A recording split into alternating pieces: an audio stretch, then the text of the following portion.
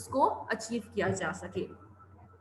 HRM and performance की बात करते हैं तो HRM प्रैक्टिस, अब HRM प्रैक्टिस क्या है? फॉर एग्जांपल एम्प्लॉय रिक्रूटमेंट, ठीक है, अब उसको रिक्रूट कैसे किया जा रहा है, उसको सिलेक्ट कैसे किया जा रहा है, उसको ऑर्गेनाइजेशन की डिसीजन मेकिंग में भी इन्वॉल्व किया जा रहा है, ठीक है। तो ओवरऑल कि किस तरह से उसकी रिक्रूटमेंट की है, उसकी सिलेक्शन की है, फॉर एग्जांपल एडवर्टाइजमेंट कैसे की थी, एडवर्टाइजमेंट के अंदर हमने टर्म्स ऑफ कंडीशंस क्या रखी थी, कैसे उन्होंने अप्लाई किया,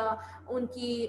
जॉब डिस्क्रिप्शन क्या दी, फिर उसकी इंटरव्यू कैसे हुआ, सिलेक्शन कैसे हुई, और उसके बाद सिलेक्शन के बाद जब वो मेंबर बन गया उस ऑर्गेनाइजेशन का,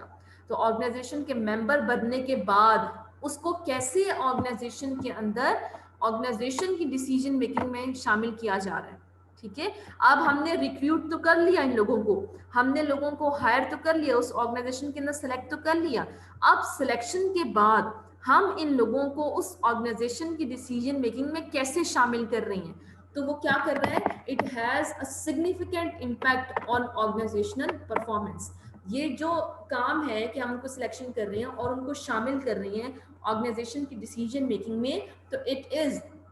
impacting very positively on organisation performance. जब लोगों को, उस ऑर्गेनाइजेशन के जो एम्प्लॉयज़ हैं, उन एम्प्लॉयज़ को जब हम डिसीजन मेकिंग में शामिल करेंगे तो क्या होगा कि ये अपॉर्चुनिटी प्रोवाइड कर रहे हैं, ये एक मौका फराहम कर रहा है कि लोगों को, जो ऑर्गेनाइजेशन के जो एम्प्लॉयज़ हैं, कि वो उसमें पार्टिसिपेट करें, ठीक है, उनको मोटिवेशन मिलती है, और वो फिर, क्योंकि जब आपको आप किसी जगह हायर होते हैं और आपको ये कहा जाता है कि आप आके डिसीजन मेकिंग में शामिल हों, आप अपनी राय दें, जब आपसे कोई राय मांगता है, इट मीन्स कि that one is considering you very important, ठीक है, इट शोज कि आप बहुत ज्यादा इंपॉर्टेंट है, आपकी राय को कीमती जाना जा रहा है, आपको शामिल किया जा रहा है डिसीजन मेकिंग में, तो इसका मतलब है कि आप उस ऑर्गेनाइजेशन के लिए बहुत इंपॉर्टेंट हो। तो जब आप इस बात का अंदाजा हो जाएगा कि आपकी डिसीजन मेकिंग को इंपॉर्टेंस दी जा रही है, तो फिर आप उस ऑर्गेनाइजेशन के साथ और ज्यादा कमिटमेंट शो करते हो, उसके साथ ज्यादा जुड़ जाते हो, आपकी उस ऑर्गेनाइजेशन के साथ लॉयल्टी बढ़ जाती है, आप उस ऑर्गेनाइजेशन के अंदर फिर अपना बहुत ही बेहतरीन इनपुट देने की कोशिश करते हैं।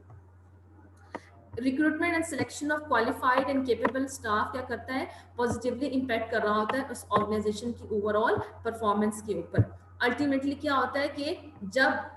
हमने बहुत ही क्वालिफाइड और कैपेबल स्टाफ को जब आपने हायर किया है, तो उसके साथ साथ क्या फायदा होगा कि ऑर्गेनाइजेशन की जो परफॉर्मेंस है वो बेहतरीन हो जाएगी। जब ऑर्गेनाइजेशन की परफॉर्मेंस अच्छी हुई है, तो इसका क्या मतलब है कि आप ऑर्गेनाइजेशन के ऑब्जेक्टिव्स एंड गोल्स को अचीव कर पाएंगे।